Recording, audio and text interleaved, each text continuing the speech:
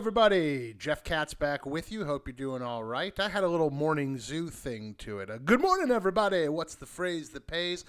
Good to be back with you all here at the WRP Production Archive. Getting now into a show we call The Underground. And so as a quick little primer before we dive in, if you're not familiar, The Underground was shot within a year, less than a year, I think, like 6 months or so, if I remember correctly, of WRP itself. It was frankly kind of a lifeline to me at the time.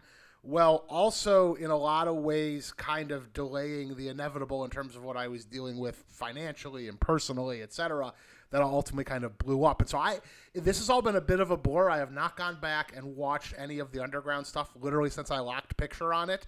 But just to give you a quick primer, this was done with the folks at Awesomeness TV. At the time, Brian Robbins, who started it, along with Joe Davola and their group.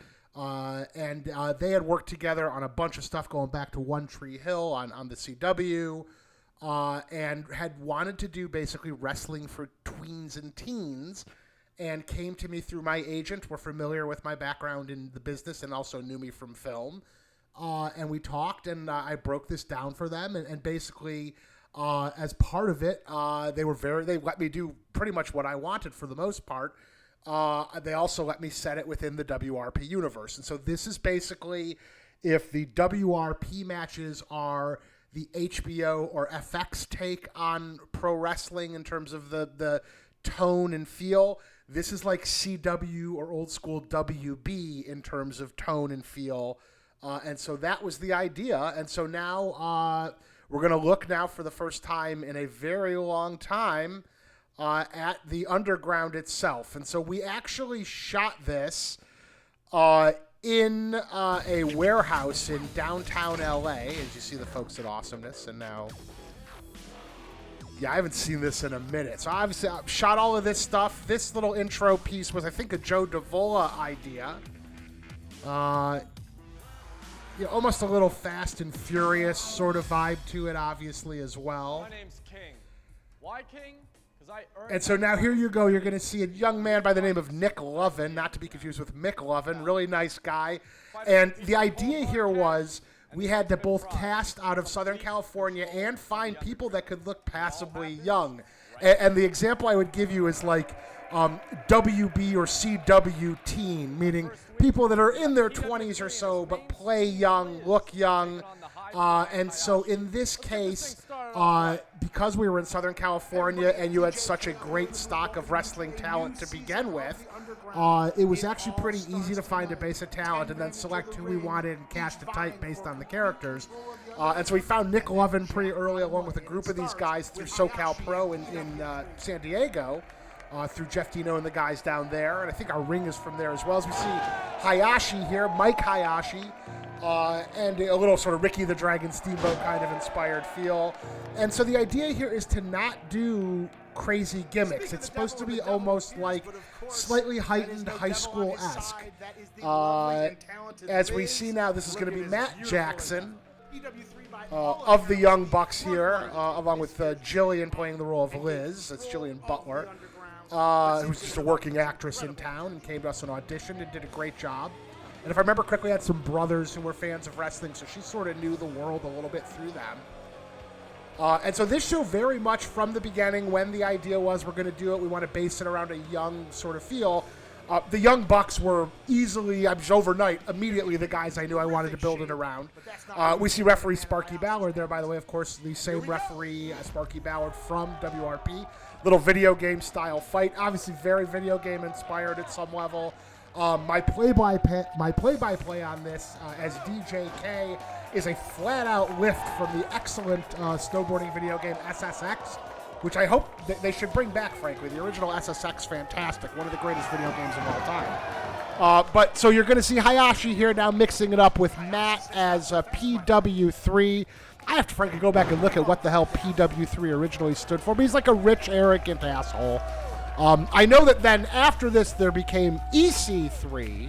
I'm not suggesting that was a lift, because it's easy enough to do this quick abbreviation. And now here, of course, we're going to see Nick Jackson. And going into this season, we're establishing already that there's been backstory here with these guys. We're trying to hit all this sort of CW teen angst stuff mixed in with the in-ring work there. Ooh, nice tight arm drag. Again, very Steamboat-esque there. I got shades of North Carolina, the Mid-Atlantic region there in the early 80s. Where's Jay Youngblood when you need him? I'll take a Renegade Warrior for that matter at this point. Even back then, the Young Bucks, I was very familiar with their work. I had seen them come up at PWG. I had seen them as, I think, Generation Me or whatever they were in TNA.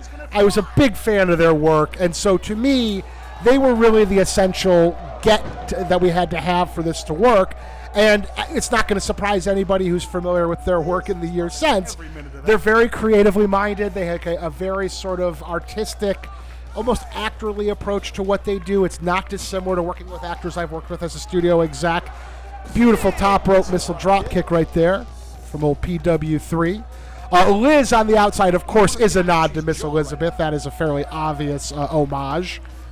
But really, the entire run of this show, the spine of it, is going to basically revolve entirely around the Young Bucks and their estranged relationship as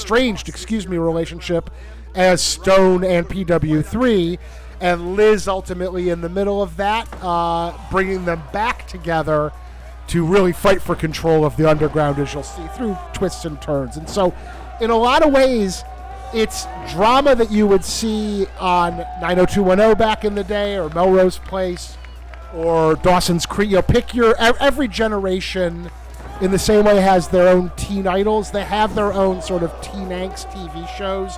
And so it was very much the idea to go and take that tone, which obviously Brian and Joe and those guys had a lot of success with One Tree Hill.